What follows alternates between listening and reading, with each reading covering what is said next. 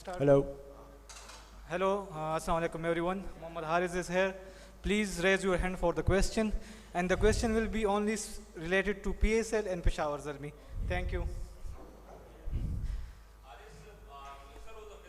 Practice के दौरान जो है वो बाबर आजम आपको खुद प्रैक्टिस भी करवा रहे थे और कुछ समझा रहे थे काफ़ी देर से, तो क्या समझा रहे थे और आज उसका कितना फ़ायदा हुआ है? बाबर के साथ ओपनिंग करके कितना कुछ सीखने को मिलता है?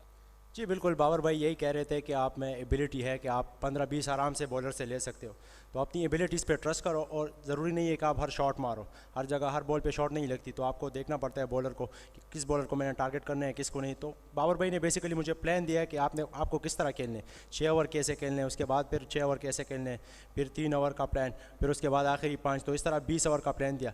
वो मुझे यही समझा रहे थे कि आपने सिर्फ 6 ओवर तो नहीं खेलने ना, 20 ओवर भी खेलने हैं, वनडे भी खेलना है, टेस्ट भी खेलना है, इस तरह तो नहीं होता कि आप सिर्फ 6 ओवर खेलोगे। तो वही प्लान था हमारा कि मैं जितना यूटिलाइज़ कर सकता हूँ पावर प्ले को भी, उसके बाद जो बाकी ओवर्स है 10 ओवर तक, फिर 10 से 20 तक, तो यही प्लान था, वही समझा रहे थे। इमरान उस्मानी, सवाल ये है 88 फॉर 1 था, तो आप 88 पे एक आउट था, आप बहुत अच्छा खेल रहे थे और फिर रन आउट हुए और फिर पूरी टीम आउट हो गई। क्या समझते हैं वो टर्निंग पॉइंट था और वो रन आउट में गलती किसकी थी? जी बिल्कुल, गलती तो मेरी ही थी। अनफॉर्चुनेटली मैं ज़्यादा ही चला गया रन्स के लिए और रन बिल्कुल नहीं था। साइम की कोई गलती नहीं थी, गलती मेरी थी।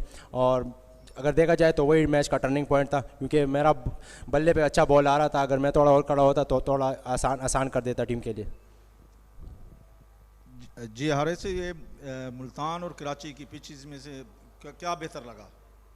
कराची और मुल्तान की जो पिचेस आप दोनों खेल चुके हैं, डिफरेंस क्या था? डिफरेंस तो एक तो ड्यू का है, वहाँ बॉल बल्ले पे बहुत अच्छा आ रहा है बनिस्बत यहाँ के। यहाँ थोड़ा पसके भी आता है, लो भी आता है, बाउंस भी मिल रहा है। वहाँ इतना बाउंस नहीं मिलता, वहाँ आपको ट्रू पिचेस मिल रहे, तो वहाँ ज़्यादा बैटिंग आसान हो जाती है। अगर आपको क्लेवर बॉलर हो तो फिर मुश्किल होती है, क्लेवर बॉलर ना हो तो बहुत आसान होती है वहाँ बैटिंग करना। वहाँ भी 200 बन रहे हैं। आज जिस तरह का विकेट थी, ये भी बहुत अच्छी विकेट थी।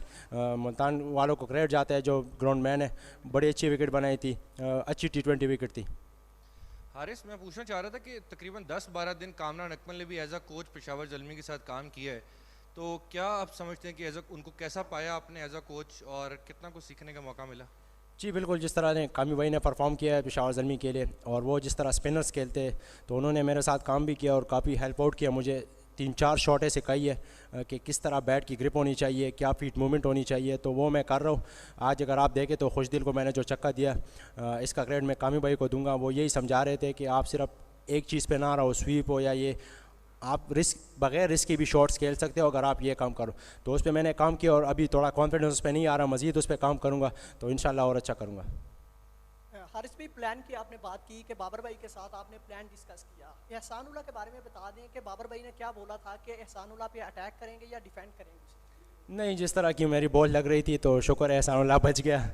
वो तो उसकी खुशकिस्मती है, क्योंकि उसको मैं समझता हूँ वो कीपिंग कर चुका हूँ, वनडे में हर उसके 10 ओवर में पकड़ चुका हूँ कीपिंग में।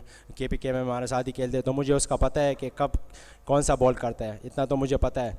और मैं बेसिकली एहसानुल्लाह के लिए प्लान करके आया था, लेकिन अनफॉर्चुनेटली मैं सिर्फ उसके 2 बॉल ही खेल सका।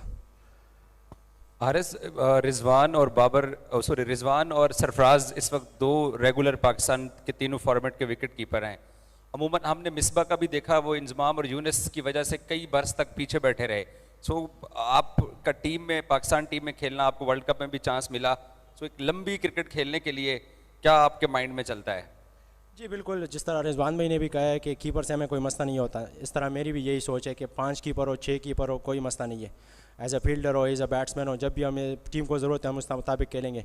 तो कीपर चाहे जितने भी हो, 3 हो 4 हो, इंग्लैंड में भी खेलते, ऑस्ट्रेलिया में भी खेलते, कोई मसला नहीं है। जो परफॉर्म करते हैं पाकिस्तान के लिए उसको होना चाहिए।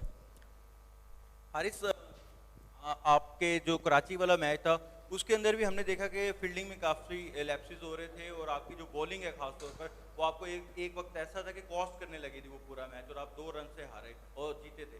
तो आज आप लोग के सेम आप लोगों ने गलतियां दोहराई हैं, बॉलिंग में 9 बॉल्स हो रही थी, फील्डिंग के अंदर मैसेज हो रहे थे, तो उसके ऊपर काम नहीं हुआ ऐसे लग रहा है, और आपकी बॉलिंग काफ़ी ज़्यादा लग रही है कि स्ट्रगल करती हुई दिखाई दे रही है, तो उसके ऊपर क्या प्लान है आपका?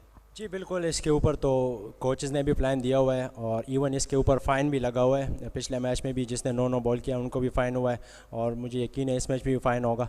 तो इस पे हम काम कर रहे हैं। शुरू के मैचेस है इसलिए बॉयज़ थोड़ा वो यूज़ टू हो जाएंगे 2-3 मैचेस के बाद, तो फिर इंशाल्लाह हमें लगता है कि 5-6 मैचेस के बाद हम रिकवर कर लेंगे और मोमेंटम पकड़ लेंगे इंशाल्लाह। Last अच्छा हारिस, question, ये please. बताइएगा कि टास आपने जीता तो लग रहा था कि मैच में आपको इसका क्रेडिट मिलेगा, लेकिन हमने ये देखा कि मुल्तान को उस तरह से काबू नहीं कर पाए, बहुत बड़ा टारगेट नहीं मिल गया था।